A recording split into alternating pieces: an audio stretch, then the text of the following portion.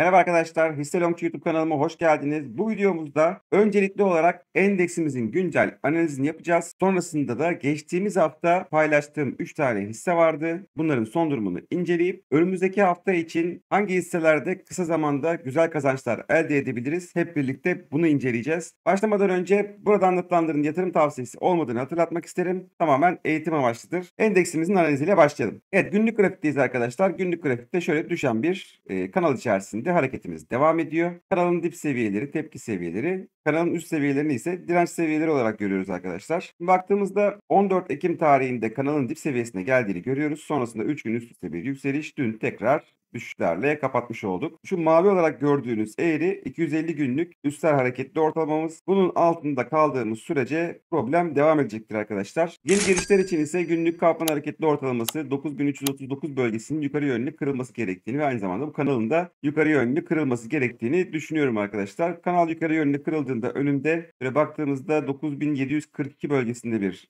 direnç bölgesi oluşacak. Burayı ancak geçtikten sonra yeni girişler daha uygun olabilir diye düşünüyorum. Şimdi 4 saatlikten bir bakalım. Evet, 4 saatlik grafiğimize baktığımızda 4 saatlik Kaplan hareketli ortalamasını defalarca yukarı yönlü kırmaya çalıştığını fakat bir türlü başaramadığını görüyoruz. 17 Ekim tarihinde de tekrar yukarı yönlü kırmaya çalıştı fakat düşüşler geldi arkadaşlar ve 2 mum düşüşte devam ettiği için buradan düşüş tekrar teyit aldı diyebiliriz. Şimdi önümüzdeki dönemde ilk etapta tekrar 8709 bölgesinde düşüş bekleyebiliriz. Burası aşağı yönlü kırıldıktan sonra 4 saatlikte Nadaraya-Watson indikatörümüzün dip seviyeleri 8580 seviyelerinde ilk etapta en azından buralara doğru düşüşler görülebilir. Önümüzdeki dönemde 8709 seviyesinin altında kaldığı sürece 8148 bölgelerine doğru düşüşler görülebilir arkadaşlar. Evet, şimdi geçtiğimiz hafta pazar günü yaptığım videoda kısa vadede kazanç sağlayabileceğimiz hisselerden bahsetmiştim. Bunlar gübre fabrikaları ve Koç Holding hisseleriydi. Pazartesi günü yaptığım videoda da Garanti Bankası'nı ekledik arkadaşlar buraya. Evet, bu üç hisse için son kontrollerimizi şöyle hemen bir yapalım. Evet, Gübretaş hissesini şu noktada short yönlü pozisyon açılabilir demiştim arkadaşlar. Short yönlü pozisyonların ne olduğunu öğrenmek isteyen arkadaşlar varsa, Viop'un ne olduğunu öğrenmek isteyen arkadaşlar varsa geçtiğimiz hafta çektiğim videoda ayrıntılı bir şekilde anlattım. İzlemek isteyen arkadaşlar için şuraya kart bırakıyorum. Oradan ulaşabilirsiniz. Şimdi şöyle baktığımızda pozisyonumuzu şuradan açtık arkadaşlar. Ve dedik ki destek seviyesi olan 180 seviyesine kadar düşüşler gelebilir en azından. Buraya kadar bile düşüş gelse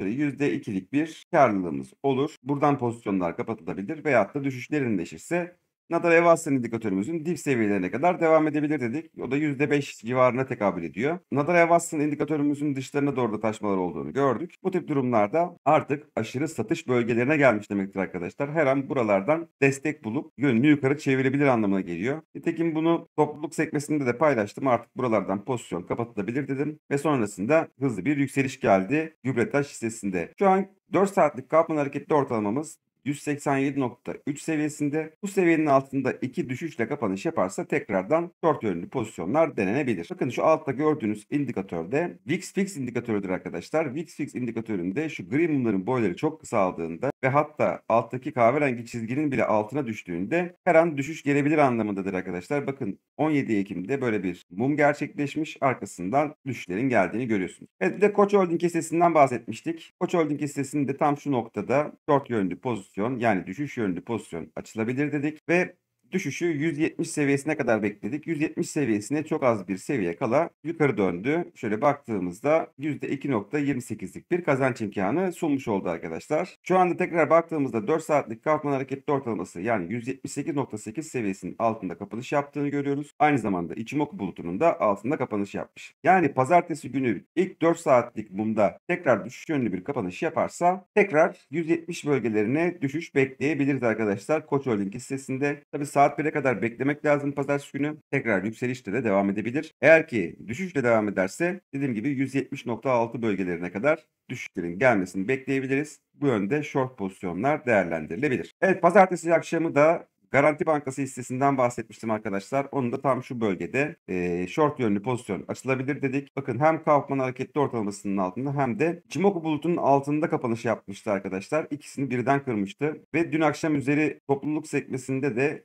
artık pozisyonlar kapatılabilir dedim. Nadaraya-Watson indikatörümüzün dip seviyesine geldik dedim. %5.59'luk bir karlılık elde ettik ve buralardan tepki yükselişi her an gelebilir dedim arkadaşlar. Bir miktar tepki geldi ama düşüşün de devamı durumunda Şöyle baktığımızda 108 seviyelerine kadar da düşüşler gelebilir diye yazdım. Şu anda Garanti Bankası için yeni short yönlü pozisyon açmak uygun değil arkadaşlar. Eğer ki önümüzdeki dönemde Garanti Bankası şu Ichimoku bulutunu şöyle 119.4 bölgesini yukarı yönlü kırarsa bu sefer de long yönlü pozisyon yani yükseliş yönlü pozisyon deneriz. Evet, şimdi önümüzdeki hafta yine short yönlü pozisyon açarak kazanç sağlayabileceğimiz hisseleri belirledim arkadaşlar. Sağ tarafta gördüğünüz hisseler. Şimdi bunların tek tek üzerinden geçeceğiz. Ben şunu savunuyorum arkadaşlar. Şimdi borsada son dönem yaşadıklarımız malum. Yani şu anda bariz bir şekilde endeksimiz düşüş trendinde. Yani düşüş trendinde olan bir endekste kısa vadede yükseliş yönlü pozisyonlar açılması taraftarı değilim. Yönün tersine hareket etmiş oluruz. Çok sıkıntılı durumlara sebebiyet verebilir. Yani ne zaman endeks tekrar yükseliş trendine geçer, o zaman da yükseliş yönlü pozisyonlar ararız. Yani aslına bakarsanız işin özü oyunu kuralına göre oynamak lazım arkadaşlar. Bu yüzden özellikle endeks düşüş trendinde olduğu sürece ve özellikle 250 günlük hareketli ortalamanın altında kaldığı sürece videolarımda hep kısa vade için düşüş yönlü pozisyonlar kovalayacağım. Uzun vade kısmı ayrı. Uzun vade için dün yaptığım videomu izlememiş olan arkadaşlar için şuraya kart bırakıyorum. Oradan ulaşabilirsiniz. Uzun vadede finansal durumu iyi, en ucuz hisseleri topluyoruz arkadaşlar. Bir toplama stratejimiz var. Dediğim gibi izlemeyen arkadaşlar mutlaka izlemesini öneriyorum. Ama bir yandan uzun vadede biz bunları parça parça toplarken bir yandan da madem ki endeksimiz düşüş trendinde kısa vadede short yönlü pozisyonlardan biz niye kazanmayalım deyip short yönlü pozisyonlar açıyorum arkadaşlar.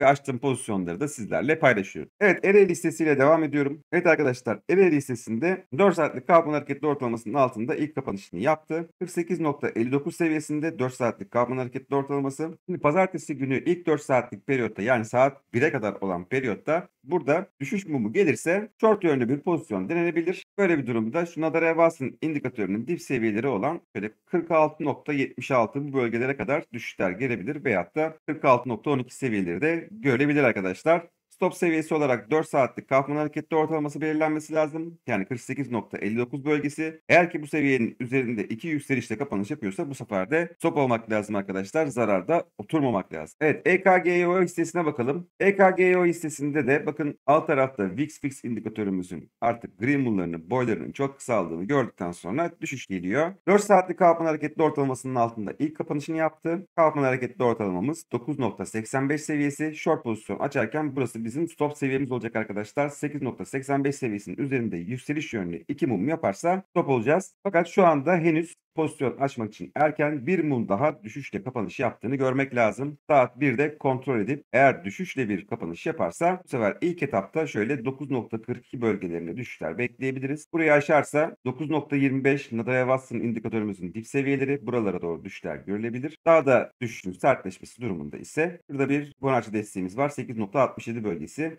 Önümüzdeki dönemde buralara kadar da düşüşler devam edebilir. Halk Bankası'na bakalım. Evet, Halk Bankası'nda Ichimoku bulutunun ve 4 saatlik Kaufman hareketli ortalamasının altında ilk kapanışını yaptığını görüyoruz. Aynı şekilde Halk Bankası'nda da saat 1'de kontrol edeceğiz. Eğer ki 4 saatlik Kaufman hareketli ortalamasının altında düşüşle bir mum daha kapanış yaparsa short pozisyon denilebilir. Böyle bir durumda İlk etapta 15.46 bölgelerine düşüşler görebilir veyahut da şöyle baktığımızda 15.15 seviyelerine kadar düşüşler de görülebilir arkadaşlar. Şöyle şuralarda pozisyona girmiş olsak düşüşün geldiğini varsayıyorum. Şöyle baktığımızda 2.64'lük bir kazanç imkanı olabilir veyahut da 4.77'lere kadar kazanç imkanı büyüyebilir. Evet, Kozal hissesine bakalım. Kozal hissesi 4 saatlik kapanın altında ilk kapanışını yaptı.